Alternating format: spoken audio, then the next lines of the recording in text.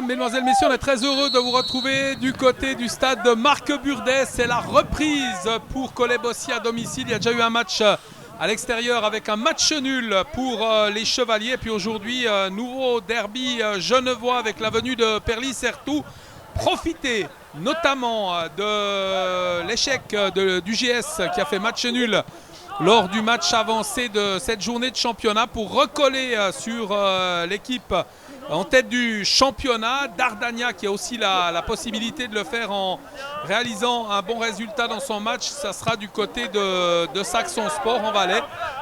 Et puis pour Collet-Bossy, eh bien, histoire de bien débuter, en saluant aussi le 501e match de Pierre-Yves Liniguère. Il a fêté le 500e la semaine dernière, sans doute qu'il aurait voulu le fêter avec une victoire, mais malgré tout, pas de défaite. Et c'est ça l'essentiel pour ce premier match avec une rencontre face à Perly-Certou, une équipe qui se comporte, ma foi, fort bien en championnat. Actuellement, 21 points pour les joueurs de Perly-Certou qui militent au milieu de ce classement, un peu mieux que le milieu de classement. Alors que Collet-Bossy, comme on l'a dit, en cas de victoire, eh bien, les Collésiens pourraient recoller à seulement 2 points de l'équipe du GS, sans bien évidemment savoir ce qui se passe dans le match de Dardania avec un ballon récupéré par Linares. Première possibilité, première incursion dans le camp adverse. Il va passer Linares, c'est bien joué, avec un centre en retrait. Le tir finalement, et ce ballon qui passe à côté, Fabrice Sanchez en excellente position. Et le très bon travail de Marcos Linares. On est vraiment passé tout près de l'ouverture de la marque dans cette deuxième minute de jeu. Le contrôle de ce ballon par les visiteurs et l'interception d'Oliveira. Ballon mis en avant avec le dégagement de la tête. Attention, la récupération avec un crochet du droite, le tir. Ouais, belle intervention de Mehdi Deroisi qui peut intervenir devant Barbosa en bonne position, qui a croché, peut-être un peu trop décalé par rapport à l'axe du but, mais qui est quand même parvenu à cadrer son tir. Et la très belle intervention de Mehdi Deroisi qui évite l'ouverture de la marque à son équipe. Début idéal dans ce match. 3 minutes de jeu et déjà une possibilité de chaque côté avec ce dégagement du dernier rempart. La déviation de Linares. Et finalement ce ballon que va tenter de récupérer de Nicolas Loneux au coup franc de la 6e minute. Le ballon qui est parti, c'est but de Bijard qui plonge et qui met un coup de tête imparable. Quel joli coup franc de Nicolas Loneux, le capitaine qui trouve son défenseur et ce dernier qui peut ouvrir la marque. Après 6 minutes, c'était équilibré les toutes premières minutes de jeu. Il y a une action de chaque côté, une plus nette pour Collet-Bossy qui est récompensé de ses efforts et très vite dans la partie. Puisqu'on joue depuis moins de 6 minutes et que c'est 1-0 pour les Chevaliers face à l'équipe de Perly-Certou. Barbosa, l'homme par qui le danger est arrivé tout à l'heure avec un joli crochet. Encore une fois, il se met en bonne position. Il met ce ballon à côté de lui avec un centre tendu et ce ballon qui va sortir des limites du terrain. Le centre manqué de Bilal Benguetib qui sort avec le contrôle de ce ballon et le dégagement avec le renvoi des Collésiens. Ballon mis en avant, il n'y a pas de hors-jeu. Linares au contrôle, Linares il va passer, Linares tout seul, le tir, le sauvetage du portier avec un ballon récupéré par Sanchez. Le décalage, Loneux qui va tenter de se mettre en position, le tir il est contré et il y a une position de hors-jeu. L'occasion de faire le break là pour Collet-Bossy avec cette belle accélération et la puissance déjà de Linares qui est parvenu à prendre le dessus sur la défense avant d'adresser un tir bien détourné par le portier Rafael da Silva Montero qui va pouvoir dégager son équipe. Avec cette récupération du ballon mis en avant par Oliveira. Attention, un ballon dévié par un Collésien récupéré maintenant par l'intermédiaire de Comenan Nguessan avec l'intervention, ce ballon contré. L'arbitre qui siffle penalty.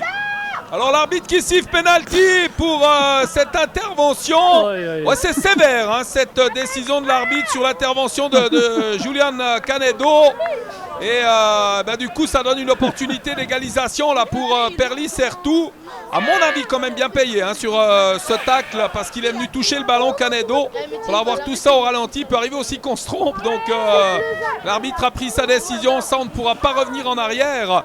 Et c'est le capitaine Lorenzo Oliveira Torres qui va se charger de ce penalty pour tenter de permettre à son équipe d'égaliser à la demi-heure de jeu, très exactement en faveur de l'équipe de Perly-Certou qui en demandait sans doute pas tant. On les a vus une fois avec Barbosa et puis depuis pratiquement plus rien. C'est l'occasion d'égalisation pour Oliveira qui s'élance et qui marque. Ouais, le contre-pied, il est bien tiré.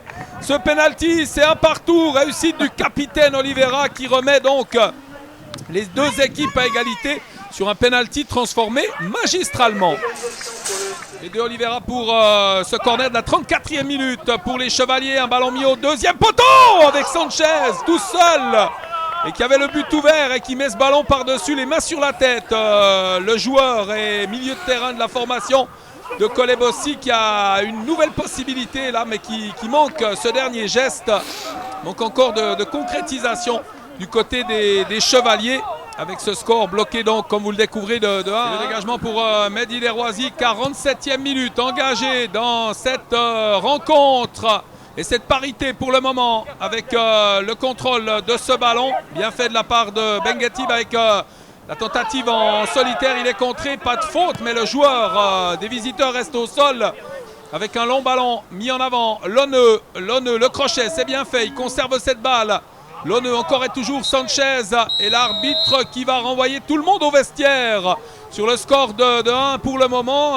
L'équipe de Kolebossi, à notre avis, qui mériterait de mener au score, mais c'est le football.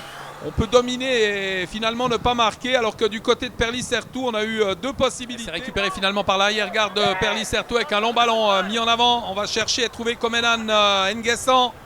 Sylvain Comenan Nguessan avec un service, il n'y a pas de hors-jeu, c'est bien joué le tir, c'est but, c'est 2-1 pour Perlis-Certou, mené au score et qui renverse la vapeur grâce à cette réussite, toute de lucidité de Comenan Nguessan là, qui bat imparablement le portier Mehdi Deroisi. Aucune chance pour le dernier rempart. Ce sont toutefois les joueurs de Mario Chedli là, qui repartent à l'offensive. Ce service de Kerol mis en avant, c'est bien joué ce ballon flanc gauche avec le service dans l'axe, le tir, le sauvetage de Mehdi Deroisi devant Barbosa. Il n'est pas content le dernier rempart. Il motive ses troupes également. Une nouvelle possibilité cette fois de faire le break pour l'équipe de Mario Chedli sans l'arrêt réflexe de Mehdi Deroisi. Et le coup de coin à suivre pour les visiteurs. Un corner qui va être tiré par Jordi Kerol. Une possibilité encore sur balle arrêtée de venir inquiéter le gardien des Chevaliers. Le ballon qui est parti. Un cuir mis au deuxième poteau, dégagé, sorti par la défense. Et même les Colésiens bénéficieront d'un deuxième but un peu plombé. Le moral des Colésiens. Saïti qui a pu repartir pour Perlis-Certou avec ce ballon une nouvelle fois dégagé, mis en avant. On a laissé jouer. Ballon récupéré par les Chevaliers. Ballon mis en avant, c'est bien joué. Avec l'arrivée de Loneux, il a Sanchez au centre. Le centre pour Sanchez. Oh, qui manque sa frappe. Et finalement, l'arbitre, que donne-t-il ? Que donne-t-il? Le ballon n'était pas sorti du terrain à notre avis et il va donner un dégagement. En tous les cas, il n'y avait pas de faute. Je ne comprends pas bien la décision de l'arbitre.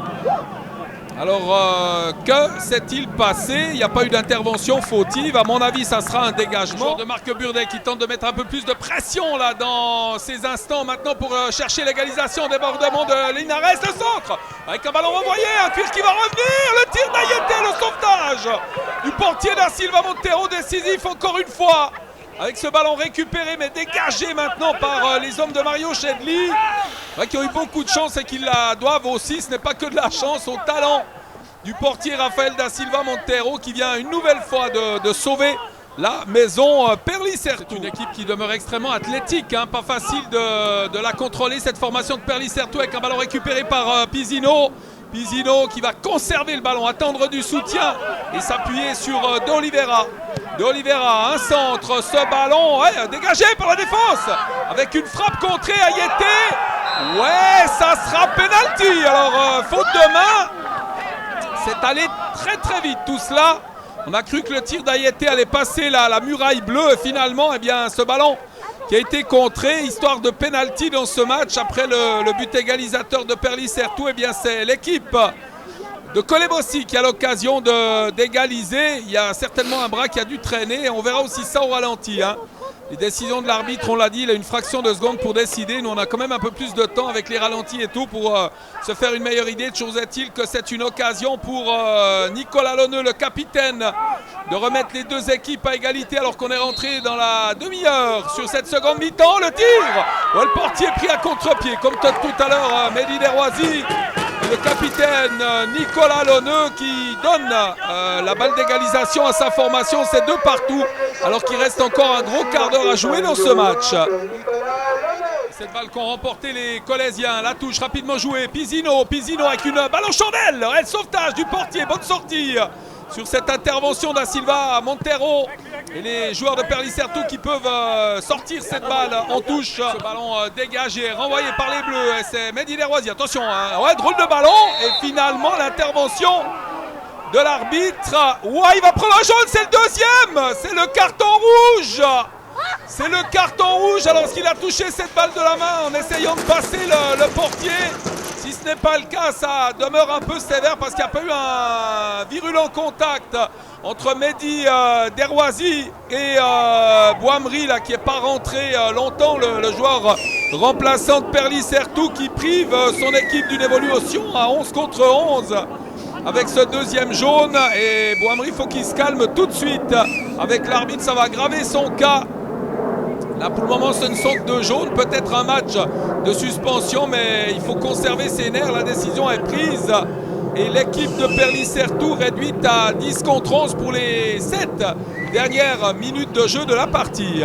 Ce ballon contrôlé, mis en avant par Kerouet dans Linares. Oh, décalage de Linares, c'est bien joué, l'espace est ouvert là à Nicolas Lonneux. Lonneux avec le crochet, c'est bien joué. Lonneux, la frappe contrée par une tête adverse. Ce ballon qui va revenir, ressortir avec la frappe. Oh, c'est la latte de Kerouedo. Le portier da Silva Montero sauvé par son montant. Quelle est possibilité, c'est peut-être pas terminé avec Ayete. Le tir d'Ayete, ouais, c'est à côté, largement à côté du but. Je rappelle que l'équipe de Perlis-Certou évolue à 10 contre 11, mais tente de se porter à l'attaque, là, d'aller faire la décision dans ses arrêts de jeu avec le débordement. Il y a du monde au centre, avec le centre, le sauvetage. Le sauvetage, alors une sacrée occasion là pour Saïti et finalement ce ballon qui est sorti en dégagement pour l'équipe colésienne qui a eu de la chance, hein. Bonne couverture du ballon mais il y avait gros danger. Et l'équipe de Perlis-Certou à 10 contre 11 qui est passé tout proche du 2 à 3 avec un non-ballon mis en avant. Le contrôle de Linares qui va passer l'intervention. L'intervention, il avait fait le plus difficile, il avait passé, il prend le carton jaune. Ils étaient 2 sur la même ligne. Dans une autre situation, seul face à Linares, ça aurait été le rouge. Mais là, à notre avis, la décision de l'arbitre est bonne, même si c'est une claire faute d'anti-jeu qui empêche Linares d'aller au but. Très bon coup franc là pour le canonnier Pizzino. L'arbitre qui va siffler, voilà qui est fait. Pizzino qui s'élance. Ouais, ce ballon qui avait transpercé le mur. Alors, on n'est pas resté en place côté Perlis-Certou, mais le portier finalement da Silva Montero qui voit ce ballon passer à côté, il va pouvoir dégager.